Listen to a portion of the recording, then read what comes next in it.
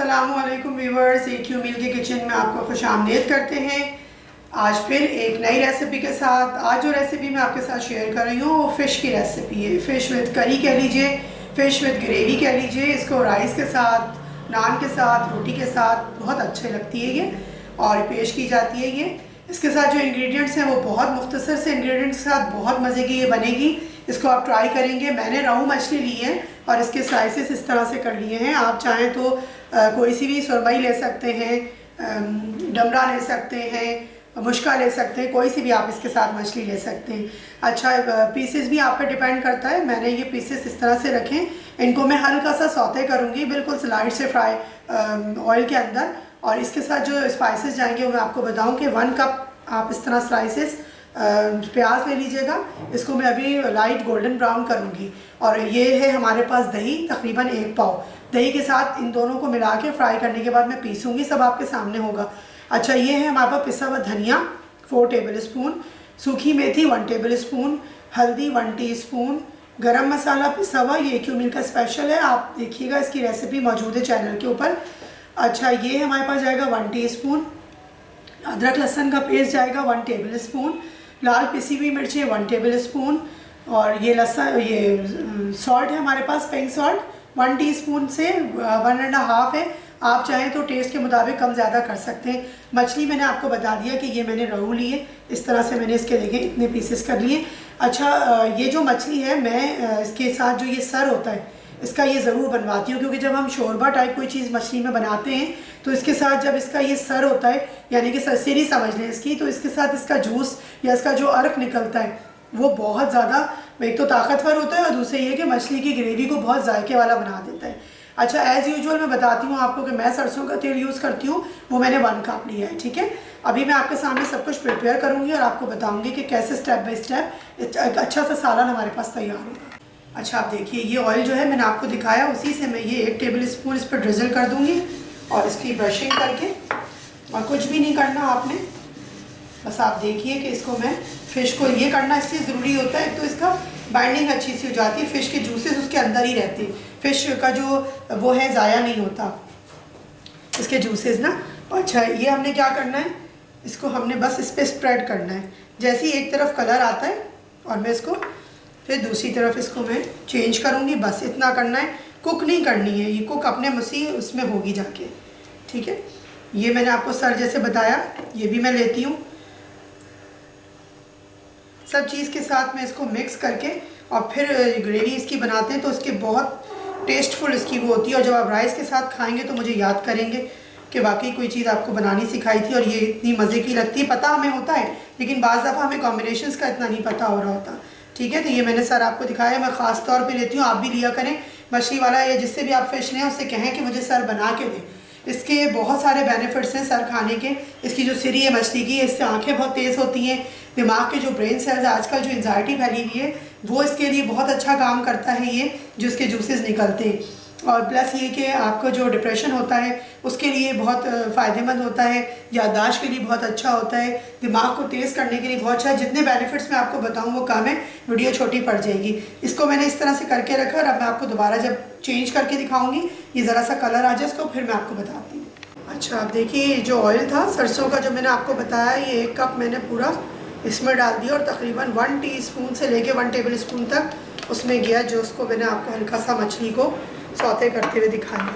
अब ये जो प्याज हमारे पास है इसको मैं इसमें फ्राई करूँगी हल्की सी। जब ये गुलाबीपन पे आती है, सरसों के तेल में जो है वो बहुत मज़े की बनती है फ़िश। आप लोग कभी ट्राई करिएगा और फिर मुझे कमेंट्स में बताइएगा कि एक नॉर्मल ऑयल में, रिफाइंड में पकने के बजाय जब आपने फ़िश को इसमें सरसों के तेल में मस्टर्ड ऑयल में पकाया तो वो कैसी लगी। मैंने आपको बताया, मैं कभी भी मस्टर्ड ऑयल को ना जलाती हूँ ना कुछ करती हूँ। सिंपल तरीके से मैंने वो जो ऑयल आता है फ्रेशली, बस उसको मैं ये करके और इसमें प्याज को फ्राई करती हूँ। ठीक है, आप करिए इसको इस तरह से, फिर बनाइए, मुझे बताइए। बस मैं ये फ्राई करती हूँ, फिर आपको बताती हूँ क्या करना है। ये देखिए, ये सारा दूसरी तरफ से इसका ये वाइटनेस आ गई, कलर आ गया, इसके जूसेस ब्लॉक हो गए इसके अंदर। अब क्या करना है, नेक्स्ट स्टेप मैं आपको बताती हूँ। एक चीज़ आपको और बता दूँ कि जब आप मछली पकाने लगें तो अपना जो बर्तन है, पतीली है, कढ़ाई है, वॉटेवर जो भी आप उसको यूज़ करें, वो हमेशा इस चीज़ को ज़रूर देख लीजिए कि वो इतने साइज़ की हो कि ये सारी फ़िश इसी तरह से उसमें आ जाए, क्योंकि मछली बहुत नाजुक होती है, बहुत देख के पकानी पड़ती है, वो टूटे ना। बस इस चीज़ का आप ख्याल रखिएगा कि बड़े साइज़ की चीज़ में पकाएं, छोटे साइज़ में कभी भी मछली को पकाने की कोशिश नहीं कीजिएगा, वो गोश्त की तरह पक के हार्ड नहीं हो जाती है। मैं फ्लेम करती हूँ ऑफ और आपको बताती हूँ कि अब क्या करना है। ये देखिए व्यूअर्स, ये कितना प्यारा सा हमारे पास ये गुलाबी कलर आ गया। बस अब मैं फ्लेम करूँगी ऑफ, इसको निकालती हूँ, दही के साथ इसको पीस के आपको बैटर बताऊँगी और फिर अब मैं सारा प्रिपेयर करूँगी, वो भी आपके साथ में करती हूँ। अच्छा, अब देखें ये मैंने प्याज जो तली थी वो निकाल ली है। अब ये मैंने फ्लेम पे ऑन किया है और अब लहसुन अदरक को मैं इसमें हल्का सा सौते कर रही हूँ। फ्लेम को मैं करती हूँ मीडियम। हल्का सा हम इसमें मसाला डालेंगे, मसाला जब डालेंगे तो भूनेंगे। अच्छा, यही लहसुन अदरक जो इसमें थोड़ा सा था, मैंने थोड़ा सा पानी डाल के इसको, कोई भी चीज़ ज़ाया नहीं होनी चाहिए, मकसद हमारा ये होता है आपको सिखाने का। बस ये लहसुन अदरक को हल्का सा भूनेंगे। उसके बाद मैं इसमें ये सारे मसाले डालना शुरू करूँगी। हल्दी, लाल मिर्चें,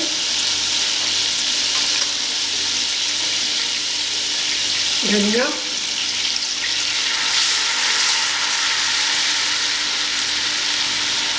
नमक, मसाला इसका जले नहीं, हल्का सा हम 2 या थोड़ा सा 2 से 3 टेबल स्पून हम पानी इसमें डालेंगे और मसाले को भूनेंगे।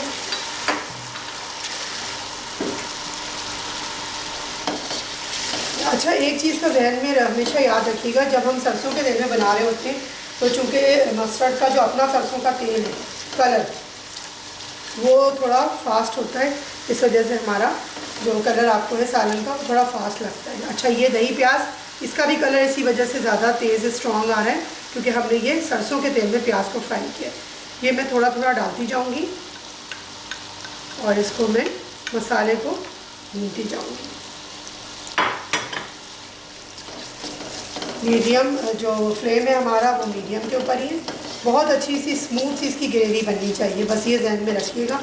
तो एक साथ सब मत डाल दीजिएगा। मैं हमेशा अपने शोरबे वाले जितनी ग्रेवी वाले सालन होती है जिनमें करी होती है तो वो उसमें हमेशा मैं बताती हूँ कि कभी भी एक साथ दही प्याज को मत डाला करें।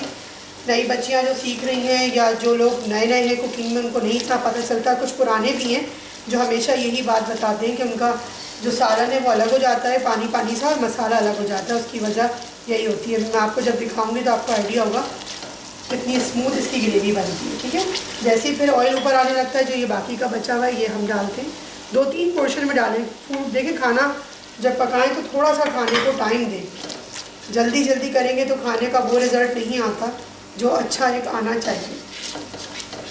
जैसे जैसे आप थोड़ा थोड़ा डालते जाएंगे, ये एक के साथ मिक्स होके जब ऑयल ऊपर आना शुरू होगा, इस तरीके से हम अपना पूरा दही प्याज को टेक्सचर को ख़त्म करके और फिर मैं आपको बताती हूँ कि फ़िश कैसे जाएगी, किस वक्त जाएगी, फ़िश को क्या करना है। ये देखिए ये हो गया, थोड़ा सा ये ऊपर आ गया। ये मैं बचा हुआ सारा मैंने फिनिश कर लिया। प्रोसीजर कभी कभी वीडियो लंबी होती है तो आप लोग प्लीज़ उसको वो किया करें कि सोचा करें कि ये सब चीज़ें आपके सामने इसलिए की जा रही होती हैं ताकि आप लोग भी हमारी तरह परफेक्ट चीज़ बना रहे हो। ऐसा नहीं हो कि हम आपको जल्दी जल्दी सब कुछ करके दिखा दें और आप बोलें कि हमने जब बनाया तो रिज़ल्ट तो वो नहीं आया जैसा उनका आ रहा था। तो उसकी वजह यही होती है कि मैं चाहती हूँ कि कुछ चीज़ें ऐसी हैं जो आप बिल्कुल देखें, एक टिक बैठ के, कि आपको पता चले कि आपके सामने कोई चीज़ हिडन नहीं रखी मैंने, हर चीज़ आपके सामने बनाई। बस देखें, ये 1 से 2 मिनट मैं इसको मसाले को भूनती हूँ, पानी बिल्कुल नहीं डालूंगी। फिश आपके सामने मैं इसमें डाल। अच्छा, आप देखें ये जो पैन में मैंने आपके सामने की थी, अब मैं ये एक एक करके आपके सामने इसके अंदर बस आपने यूँ डालनी है और छोड़नी है हमने। ठीक है, अभी ये मैं कुछ नहीं करूँगी, सिर्फ इसको डाल रही हूँ। ये देखिए ये सर्विस के साथ जाएंगे और जब ये दम के ऊपर हल्की आंच पे, बिल्कुल दम की जो एक आंच होती है ना, उस पर ये पकेगी। अगर आपको रखना है थोड़े से आप ज़्यादा भी रख सकते हैं, थोड़े मोटे स्लाइसेस रख लें ताकि आपको मसला ना हो, टूटे ना कुक करते वक्त। ठीक है, बस ये मैं डालती हूँ और आपको बताती हूँ कि हम इसको किस तरीके से मिक्स करेंगे। इसको हम कतई चम्मच अब नहीं चलाएंगे इसके अंदर। अच्छा, आप देखें ये मैंने डाल दिए। अब इसको क्या करना है, हमने चम्मच नहीं चलाना, इसको पतीली को हमने ऐसे पकड़ना है और इसको ऐसे करके शेक करना है, बिल्कुल हल्के से। शेक तो नहीं करना, बस मिक्स करना है। ऐसा ना आप शेक के चक्कर में बिल्कुल ही शेक कर दें उसको और मछली का शेक बन जाए, ऐसा हमें नहीं करना, ठीक है। बस ये देखें, इसको हम हल्का सा ताकि ये मसाला इसमें यूँ हो जाए ऊपर नीचे, देख रहे हैं आप। अब मसाले के अंदर ये डिप भी हो गई है। अब इस टाइम पे हमें क्या करना है, सिर्फ हमें 1 कप पानी का डालना है, जिसमें ये फ़िश गलेगी भी, अपना अरक भी वो करेगी, निकल आएगा इसका जूस, इसका जो होगा, और ये एक अच्छा सा शोरबा भी हमारे पास आ जाएगा। कितना रखना है शोरबा ये भी मैं आपको बताऊंगी, और सूखी मेथी हमें दम के वक्त किस वक्त डालनी है ये भी मैं आपको बताऊंगी। सिर्फ हमारे पास अब गरम मसाला और सूखी मेथी रह गई। इस टाइम पे मैं गरम मसाला, ये देखिए जो गरम मसाले की क्वांटिटी मैंने आपको बताई वो मैंने इसमें डाल दिया, और अब हमने इसको हल्का सा मिक्स किया। इसको मैं करती हूँ कवर, ठीक है, और आपको दिखाती हूँ इसको प्रेजेंट करके कि ये किस तरह से हम इसको प्रेजेंट करेंगे और कितनी ग्रेवी इसमें होनी चाहिए। ये देखिए बस 10 मिनट हो गए हैं इसको पकते हुए। अब मैं इसके ऊपर ये जो सूखी मेथी है इस टाइम पे हम डालेंगे इसको। अब आप इसको देखें, ये जो है इसका शोरबा, इसकी ये ग्रेवी, अभी मैं आपको इसको डिश में प्रेजेंट करके बताती हूँ। हर स्लाइस अपनी जगह मौजूद है और इसकी ग्रेवी कितनी होनी चाहिए। जी व्यूअर्स, देखिए आपके सामने ये फ़िश तैयार है विद ग्रेवी। इसको राइस के साथ आप सर्व कीजिए या नान या रोटी के साथ सर्व कीजिए। इस वक्त प्रिपेयर नहीं है राइस, वरना मैं आपको राइस के साथ इसको सर्व करते हुए दिखाती। अच्छा, अब आपको इसको मैं आपको एक नज़र से भी ये दिखाऊँ कि ये देखिए आप इसकी जो ग्रेवी है, ये देखिए ऑयल इसके ऊपर, ये सरसों का तेल है, आप आराम से इसको खाएं, कोई टेंशन की बात नहीं है। और आपको मैं फ़िश का भी दिखाऊं कि ये देखिए फ़िश आपको नज़र आ रहा होगा, जो स्लाइसेस मैंने जैसे डाले थे वो एज इट इज़ मौजूद है। और इसकी जो ये ग्रेवी है ये भी देखिए आप कितनी ज़बरदस्त, ये देखिए दूसरा स्लाइस भी पूरा ऐसे ही है, ठीक है। बस बताना मकसद सिर्फ आपको ये था कि अगर फ़िश को आप इस तरीके से पकाएंगे तो कोई भी इसको हैंडल कर सकता है फ़िश को, जिस तरीके से मैंने आपको प्रिपेयर करना बताया। बस चम्मच आपने नहीं चलाना फ़िश डालने के बाद, पतीली को आपने हाथ से लेके उसको मूव करना है अच्छे से, ताकि मसाला और सारी चीज़ से कवर हो जाए। धीमी आंच पे दम पे छोड़ देना है, और सूखी मेथी डालिए ऊपर, कोई हरे धनिया हरी मिर्च किसी चीज़ की ज़रूरत नहीं है। मिलते हैं इंशाल्लाह ताला फिर किसी नई रेसिपी में, किसी नए इंग्रेडिएंट को लेके, किसी नई हर्ब के साथ, कोई नई होम रेमेडी के साथ। अपना और अपने अतराफ़ के लोगों का बहुत सारा ख्याल रखा करें, खुश रहें, खुश रहने दें और खुश रखने की भी कोशिश करें, अच्छा पका के। और जो हमारा हमेशा स्लोगन होता है कि अच्छा खाएंगे तो अच्छा फील करेंगे, यानी कि ईट हेल्दी फील हेल्दी।